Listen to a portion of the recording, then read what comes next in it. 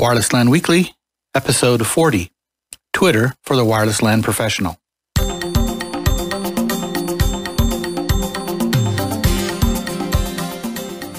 Welcome to Wireless LAN Weekly, a podcast focused on the wireless networking professional. We aim to educate, inform, entertain, and inspire. Get ready to listen and enjoy. Now to our host of the show, Keith Parsons.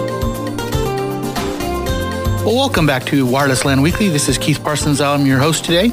And today the topic of discussion is Twitter for the Wireless LAN Professional. Now, if you're a Wireless LAN professional, obviously you're listening to this podcast, you probably have some interest in wireless LANs. You've probably heard about Twitter. Now, what's all the fuss about this Twitter thing anyway? I've had my own personal journey with Twitter. And in addition to just me talking in this episode, I've asked a couple of friends that I've met on Twitter and in other places to share with us their expectation and how they use Twitter as a wireless LAN professional. So we'll be having a variety of other people coming on board, and they'll be part of this recording today. But first, let's get started and just talk a little bit about Twitter itself. You've heard things about this social media whole thing going on, and you might have wondered what everyone's talking about. You might even already have a Facebook page. But Facebook pages are just a place where you can share personal information and you can, hang out with people you already know, friends and family. You might also be a little forward thinking about your own career, and you started a LinkedIn page. And there you've shared your personal information and tried to build a professional network. Good for you. That's great. You've started down the path of adding at least a little bit of social media into your life. See, it's not that bad, is it? Now, on to the really powerful one called Twitter. Now, I know you heard a lot of people talk about Twitter, heard new funny words like tweets and tweeps. And worst of all, you've heard that people talk about on Twitter is what they had for lunch and, those kind of mundane things that you don't even want to hear about. I, too, was in the same place that you were a while ago. In fact, looking back, I saw my first sign up with Twitter was over 2.5 years ago, very close to right after it started. But I stopped using the service because of a couple issues. First, I really didn't like going to the Twitter webpage to interact. And a year after I first started, someone suggested I set up my cell phone to get all my tweets via SMS. That lasted about 20 minutes, and I had a frustrating life, just vibration going on. And I didn't know anyone who professionally, in my professional career, used this service. So, fast forward a year into it, the spring of last year, I was sitting around, and I heard someone mention Twitter again. And they said, don't use the website. Don't use your cell phone. You should use a Twitter client. Whoa.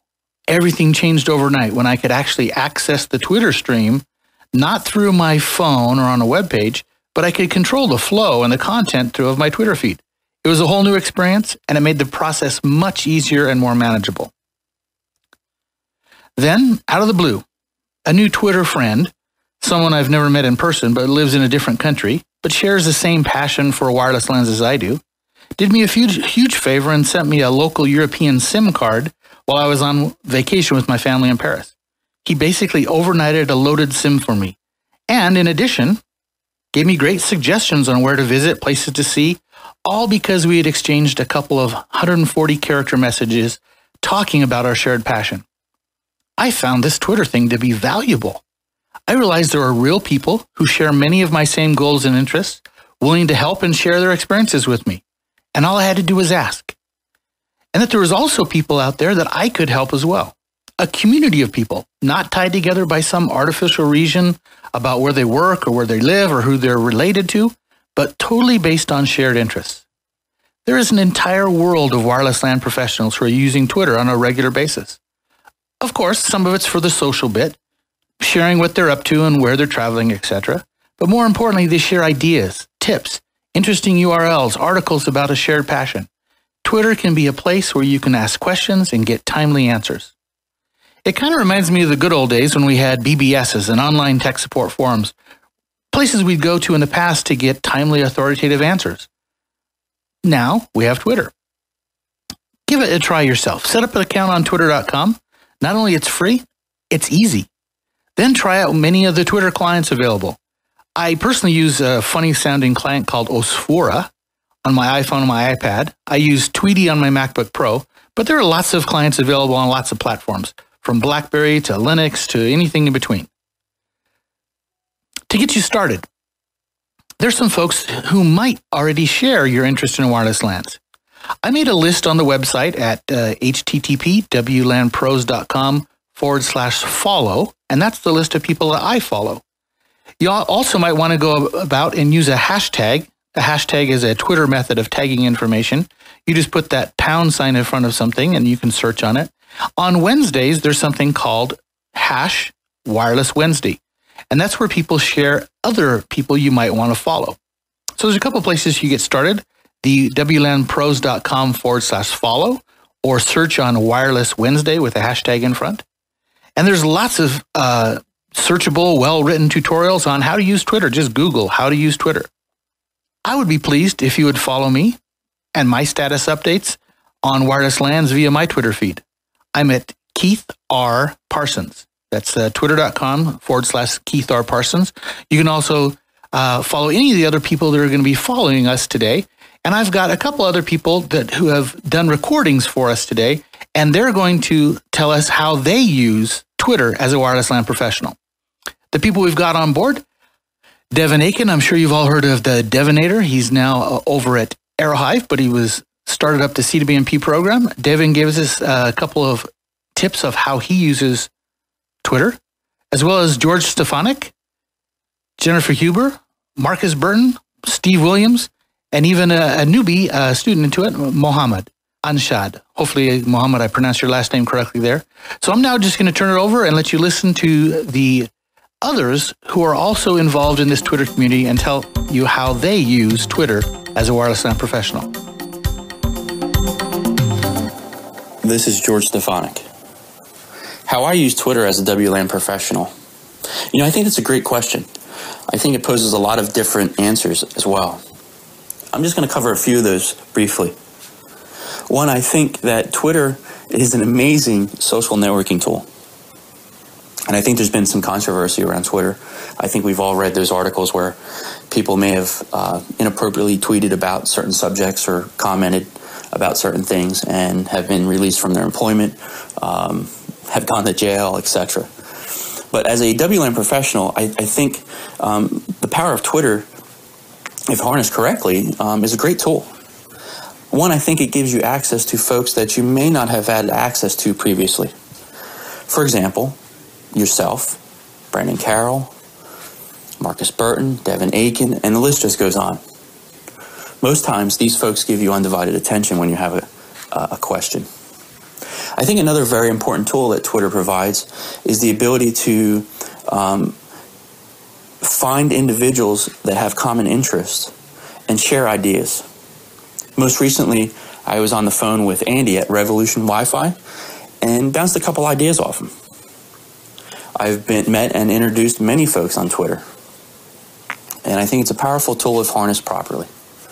Most recently, I had a question about an application, and instead of searching the forums, I posted it on Twitter, and to my surprise, within under a minute, I had 3 responses.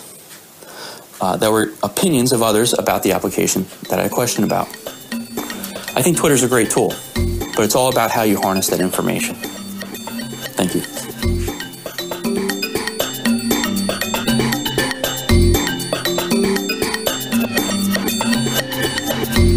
Hi, here to talk about how Twitter helped me be a better wireless LAN professional.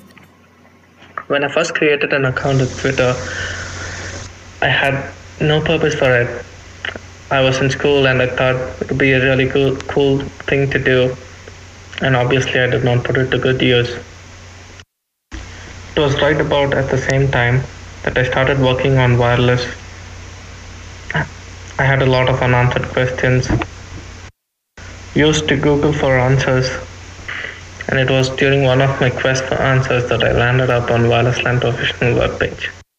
All of a sudden I had access to these great resources. From there on, I had a real purpose for Twitter, just to follow wireless LAN feeds and monitor Keith's weekly podcast. Soon my Twitter feed had other wireless LAN professionals, and it became the go-to place to meet new people with similar interests. I use Twitter to keep up with what's happening in the wireless LAN industry, and share my thoughts with like-minded people. I think it's important to keep your Twitter feeds focused to one topic, and by doing this, you make it easier for other people to find you and follow you on Twitter. There came the time when I had to graduate from school, and I never thought about Twitter as a job search tool, but it just happened that I found my current job on Twitter. I didn't have to go looking for jobs that matched my interests. Several people and organizations I followed used Twitter to post job openings in the industry. I continue to use Twitter to share my thoughts and learn something new every day. I hope this will help people looking for ways to use Twitter. Thanks much, Keith, for the opportunity.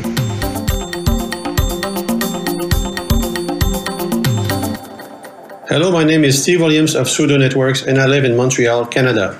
First, let me thank Keith Parsons for inviting me to his weekly podcast, giving me an opportunity to share with you how Twitter helps me to be a better wireless LAN professional. I started my own telecom consulting practice 20 years ago. After 8 years consulting, I joined Cisco as a full-time employee for 5 years, and eventually I returned to consulting. Before I started using Twitter, all I had was a LinkedIn account and a wiki. I knew about blogs and Twitter, but never used them until the day I sent a LinkedIn invitation to Keith Parsons. I first met Keith Parsons in an air magnet class. He was my instructor. Keith accepted my LinkedIn invitation, and then I started receiving abundant LinkedIn updates from him. I was wondering what the heck is going on, and how can he generate so much activity in LinkedIn?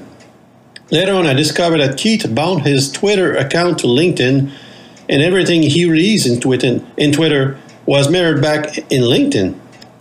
Then I started to wonder, Keith is a geek, and he must be in Twitter for a good reason.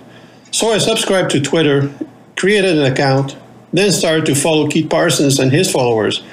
Later on, I built my own blog and started to express my ideas about what I do in the wireless LAN industry. What did Twitter help me about? Several things.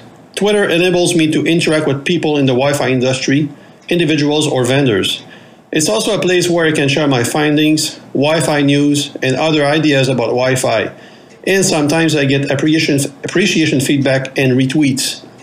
With Twitter, I stay informed about what other wireless LAN professionals say and share. Twitter also keeps me informed about the various Wi-Fi vendor offerings and how they compete against each other.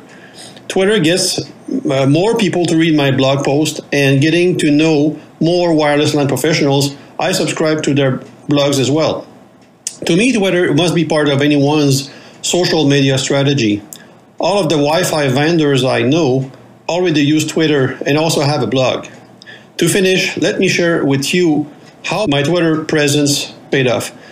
Lately, I received an email invitation from Gestalt IT to attend the first wireless field day in March 2011. And the person who referred me is someone I interact with on Twitter. Thanks to Jennifer Huber for the referral. I owe you one.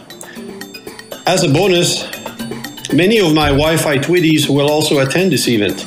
I never imagined I would meet these people outside of the virtual world. I'm really looking forward to this event. Well, that's it for today, and thanks for listening.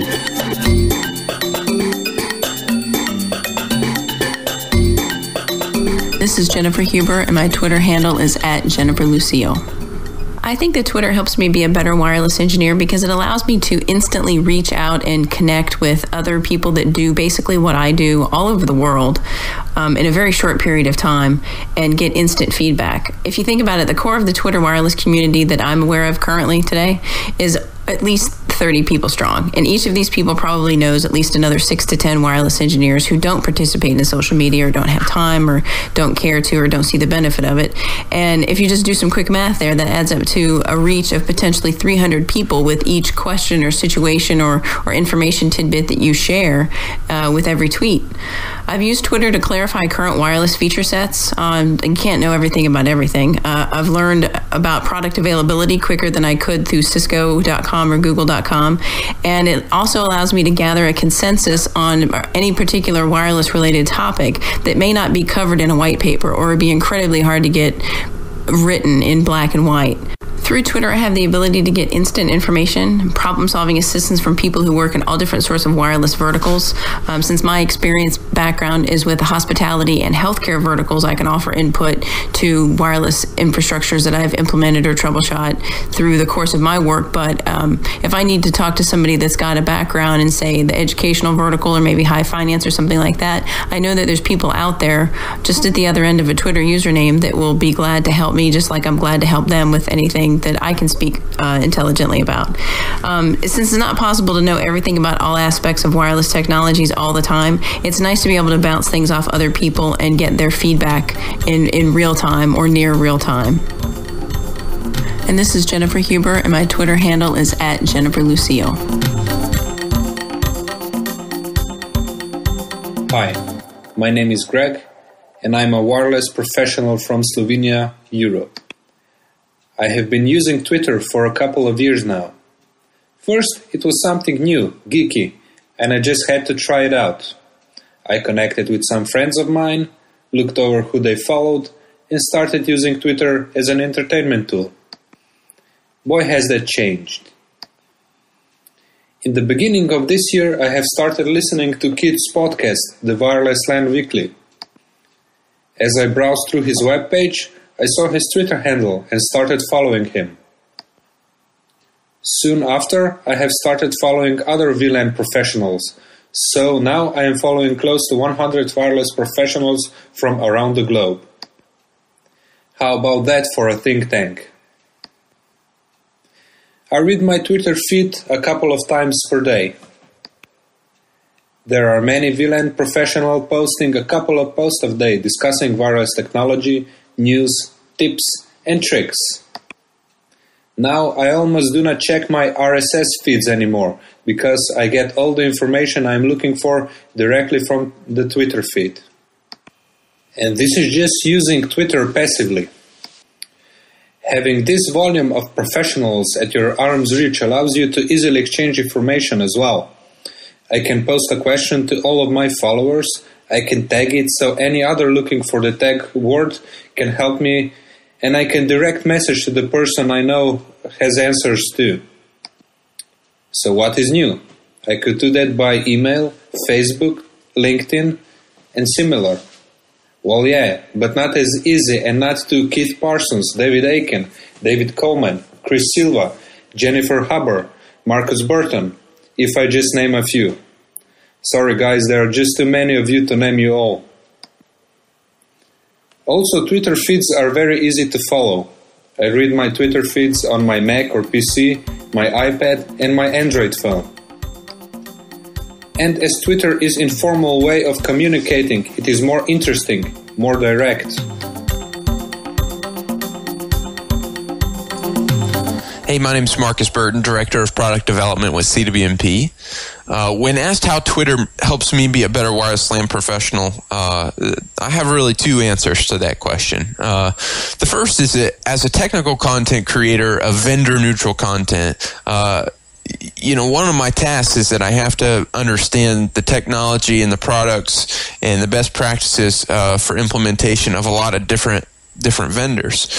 In order to stay up to date with all of those different pieces of information, I always previously had to basically do the manual process of reading press releases, reading news sources, looking at products pages from each vendor, reading new white papers, doing all those things. And I still have to do a lot of that. But with Twitter, I get a lot of that information aggregated for me. There's usually representatives from each of those vendors on Twitter. So they come out and they just automatically share that information with you. So it's an efficient and easy way to parse a lot of information from a lot of different news sources. So that's helpful. And there's a lot of just the user community from each of those vendors is cool. They're usually pretty open to conversation, to feedback, and just share a lot of helpful information. So staying up to date with information is probably the primary way that Twitter helps me. The second way, and I always laugh when I think about this concept, but Devon Aiken always used to use this term Swiss cheese to refer to really any IT professional or networking professional, and that is that you never know everything, right? You always have holes in your knowledge, just like Swiss cheese has holes in it. One of the great things about Twitter is that there are so many different perspectives and so many different users on Twitter that you can fill in your Swiss cheese a little bit. If you only ever spend time with one other person, or by yourself even, you never really get to fill in those gaps because you only know as much as you know. But when you spend time with more different people, you get the benefit of their experience and their studies and their knowledge, and it helps you fill in your own gaps of weakness. I'm happy to admit that there are a lot of people on Twitter that know way more than I do about Wi-Fi, whether it's RF or QoS or wired networking, or about some of these different vendors and the architectures. And gaining the benefit of their experience and their knowledge helps me quite a bit. Just to be able to, feel a little bit more holistic and a little bit more complete as a wireless LAN professional, and that's great because there's people from vendors, whether it's sales and marketing and C-level executives. There's, independent folks like analysts and consultants and educators. And then you get the end users, the customers, the administrators, the help desk people as well. So there are just so many different perspectives that it sort of fills in the gaps of my knowledge, helps my Swiss cheese, hopefully to look a little bit more like cheddar, and my perspective of wireless LAN, wireless networking to be a little bit more complete. So those are the primary two ways that Twitter helps me be a better wireless LAN professional. Again, this has been Marcus Burton with CWNP. Thanks.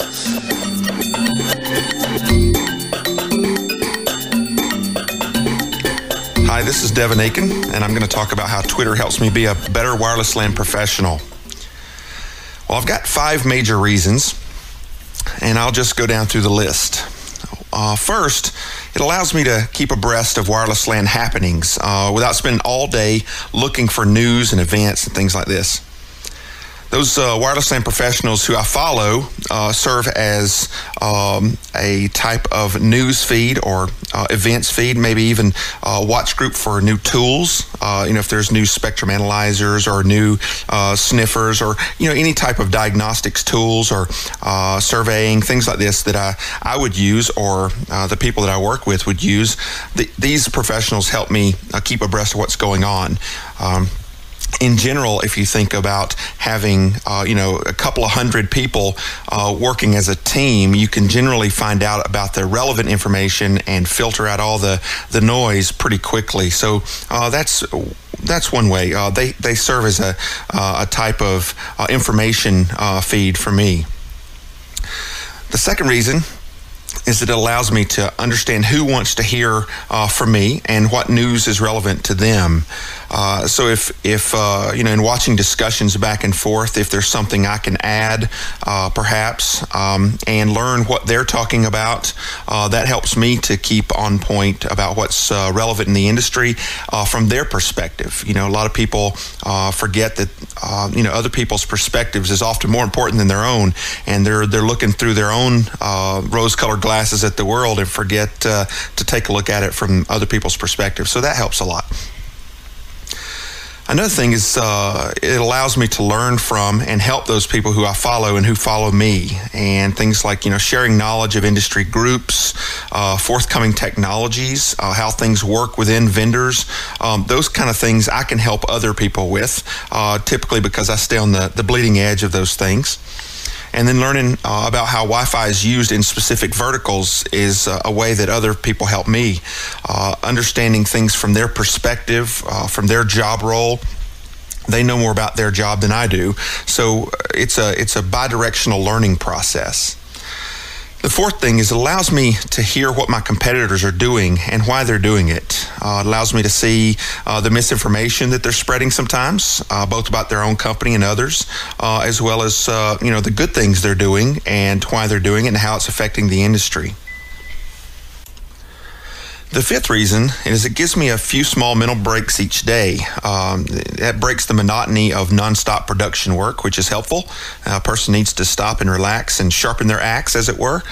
I think several times a day is helpful when you're a knowledge worker. You spend all the time focused on what you're building or what you're doing, and you need a break. And I think that Twitter is a fun break because you're talking to people your friends, people you respect, trading general information. These things don't require ridiculous concentration like some of the things that we do for a living. So that's pretty helpful as well.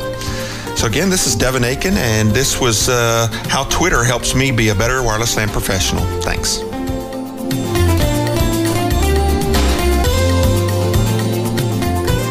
Thanks for listening to this week's episode of Wireless LAN Weekly.